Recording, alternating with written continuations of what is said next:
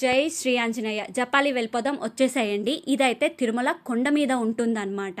So ఇది ఎప్పటి నుంచో ఉంది, ఈ మధ్య కొంచెం ఫేమస్ అయిందనమాట. సో ఇక్కడైతే మెట్లు ఉంటాయి, 1.5 కిలోమీటర్స్ వరకు ఉంటాయి. మెట్లు ఎక్కలేని వాళ్ళు కింద నుంచి అయితే వెళ్ళిపోవచ్చు అనమాట, స్కూటీ బైక్లో కూడా వెళ్ళిపోవచ్చు. సో మేమైతే ఎర్లీ మార్నింగ్ వెళ్ళాము, చాలా పీస్ఫుల్గా తక్కువ జనాలతో ఉన్నారనమాట. రిటర్న్ వచ్చేటప్పటికి ఫుల్ జనాలు అయిపోయారు. సో మేమైతే ఇది 30 మినిట్స్లో ఎక్కాల్సిన వాళ్ళు 1 అవర్ దాకా ఎక్కామన్నమాట. అంత పీస్ఫుల్గా ప్లెజెంట్గా అనిపించేసరికి ఆగి ఆగి వెళ్ళాము. ఇక్కడ చూస్తున్నారు కదా, ఉడతలు, కోతులు ఇలాంటివి చాలా కనిపిస్తాయి అనమాట. అవి మనల్ని ఏమి చెయ్యవు. సో ఆఫ్టర్ 1.5 కిలోమీటర్స్ తర్వాత అయితే జపాలి వచ్చేసింది. ఇక్కడ 50 రూపీస్ ఇస్తే తమలపాకులు ఇంకా కొబ్బరికాయ గీ అయితే ఇస్తారనమాట. అలా 9 ప్రదక్షిణాలు చేసిన తర్వాత అబ్బా, ఆంజనేయ స్వామిని దర్శనం అయితే అయిపోయింది. మీరు చూస్తున్నారు కదా, చాలా పీస్ఫుల్గా ప్లెజెంట్గా అయిపోయిందనమాట.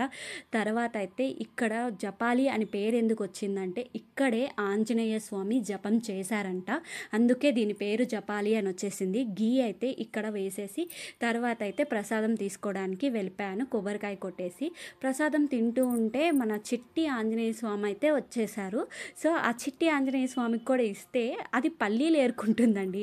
సో కొద్దిసేపు ఇక్కడే ఇలాగే కూర్చున్నాను. చాలా కోతులు ఉంటాయి, బట్ మనల్ని ఏమీ చేయవన్నమాట. తప్పకుండా వెళ్ళాల్సిన ప్లేస్, మీరు ఖచ్చితంగా విజిట్ చేయండి.